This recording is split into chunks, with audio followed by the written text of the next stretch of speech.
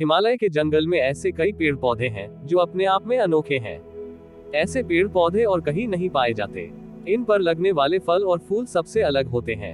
इन पर लगने वाले फल इतने मीठे और खुशबूदार होते हैं कि कोई भी इन्हें खाए बिना रह नहीं सकता। ऐसा ही एक पेड़ नदी किनारे था जिस पर सारे बंदर अपने राजा के साथ रहा करते थे। बंदरों के राजा का नाम महाकपि था। महाकपि बहुत ही समझदार और ज्ञानवान था। महाकपि का आदेश था कि उस पेड़ पर कभी कोई फल न छोड़ा जाए। जैसे ही फल पकने को होता वैसे ही वानर उसे खा लेते थे। महाकपि का मानना था कि अगर कोई पका फल टूटकर नदी के रास्ते किसी मनुष्य तक पहुंचा तो ये उनके लिए बहुत हानिकारक हो सकता है।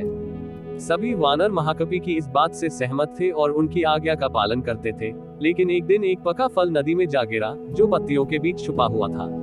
वह फल नदी में बहकर एक जगह पहुंच गया जहां एक राजा अपनी रानियों के साथ घूम रहा था।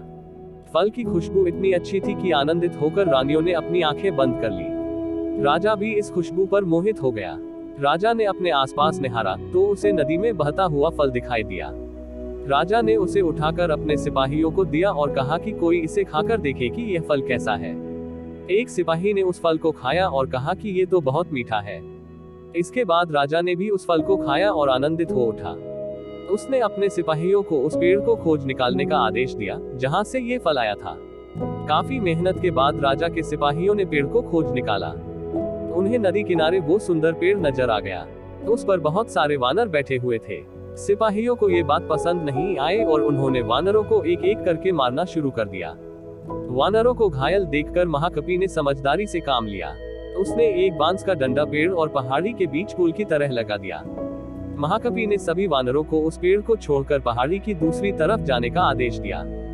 वानरों ने महाकपि की आज्ञा का पालन किया और वो सभी बांस के सहारे पहाड़ी के दूसरी ओर पहुंच गए। लेकिन इस दौरान डरे सहमे बंदरों ने महाकपि को बुरी तरह से कुचल दिया। सिपाहियों ने तुरंत राजा के पास जाकर सारी बात बताई। राजा महाकपि की वीरता से बहुत प्रसन्न हुए और सिपाहियों को आदेश दिया कि महाकपि को तुरंत महल लेकर आए और उसका इलाज करवाएं। सिपाहियों ने ऐसा ही किया, लेकिन जब महाकपि को महल लाया गया तब तक वह मर चुका था। इस कहानी से सीख मिलती है, वीरता और समझदारी हमें इतिहास के पन्नों में जगह देती है। साथ ही इस कहानी से यह भी सीख मिलती है कि हर मुश्किल घड़ी में समझदारी से काम लेना चाहिए। अगर कहानी अच्छी लगी हो तो सब्सक्राइब एंड शेयर करें।